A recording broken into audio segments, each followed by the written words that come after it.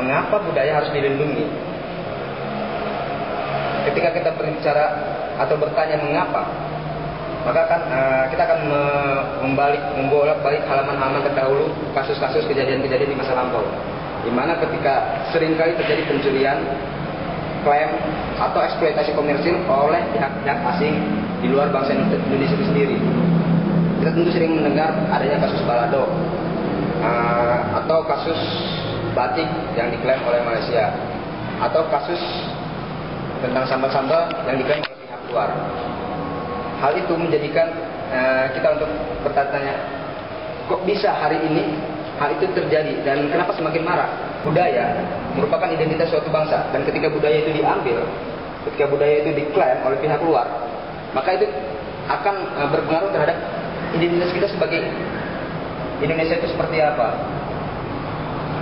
Lalu bagaimana cara melindungi? Banyak pertentangan tentang bagaimana cara melindungi budaya ekspresi budaya tradisional yang kita miliki.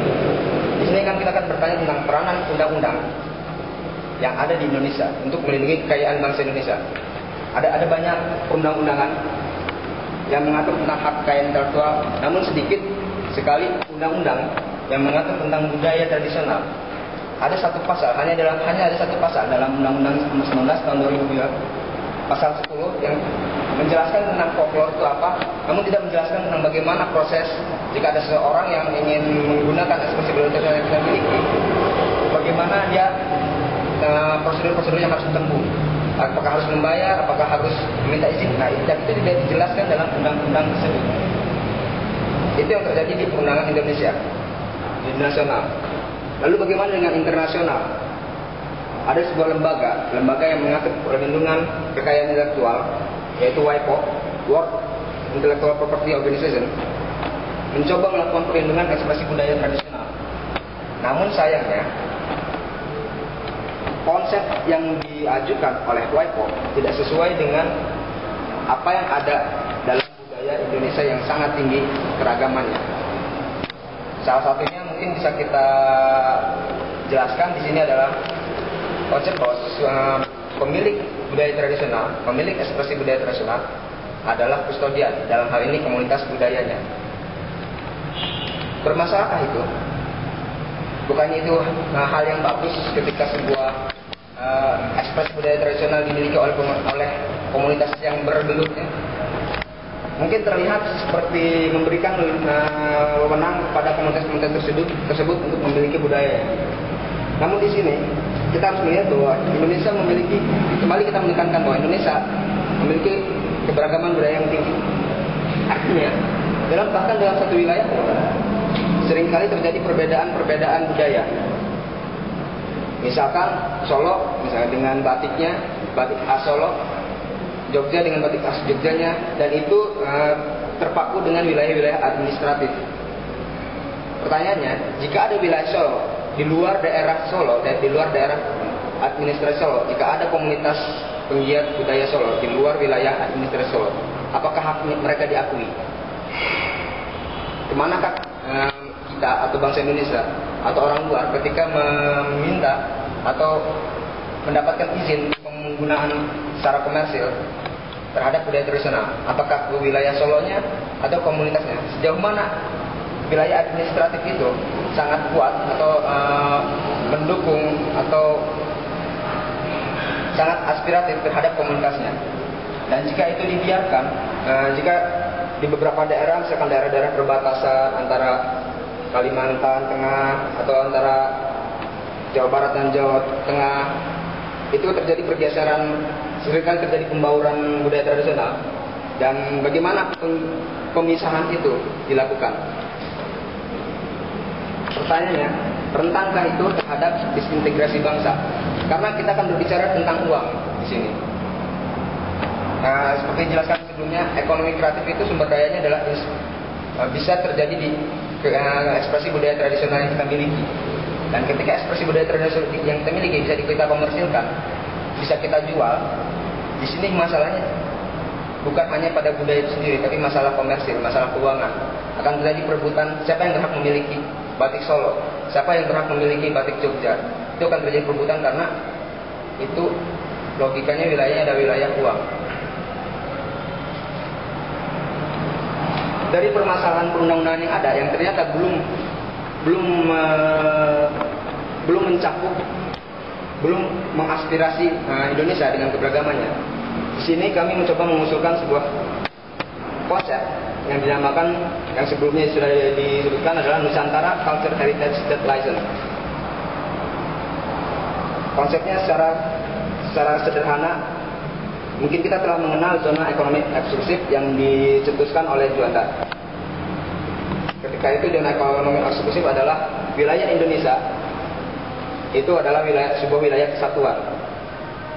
Di sini kami coba mengenalkan kembali sebagai zona budaya eksklusif. Artinya segala yang ada di wilayah, di teritori Indonesia, terutama berupa budaya, itu wajib kita lindungi. Kita tidak berbicara lagi dari mana budaya itu berasal, bagaimana budaya itu berkembang, atau bagaimana asal muasalnya budaya, tapi kita berbicara tentang wilayah yang ada di Indonesia.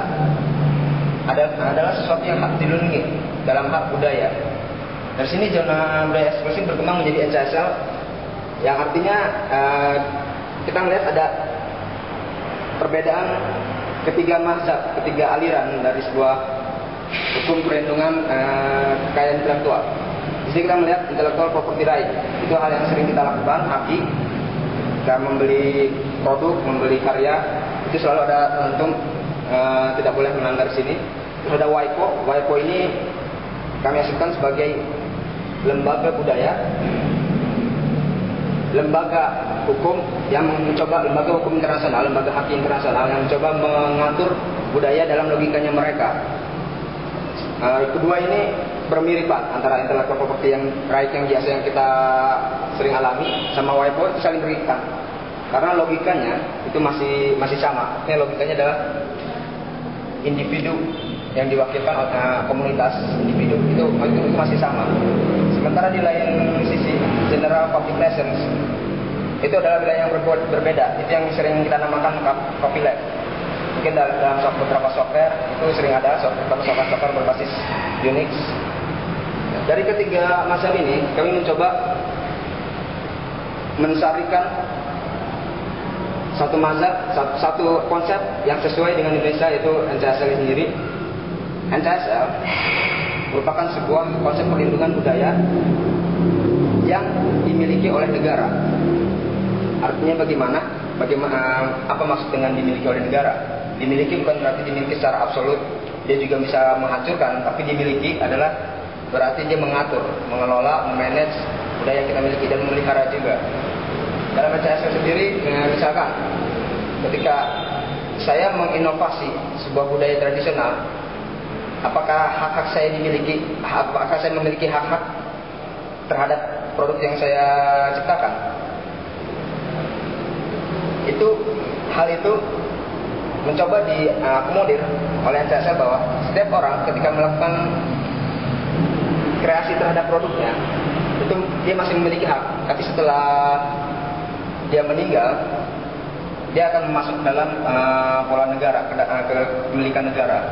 Membaca lebih lanjutnya, mungkin bisa masuk ke budaya/indonesia.org.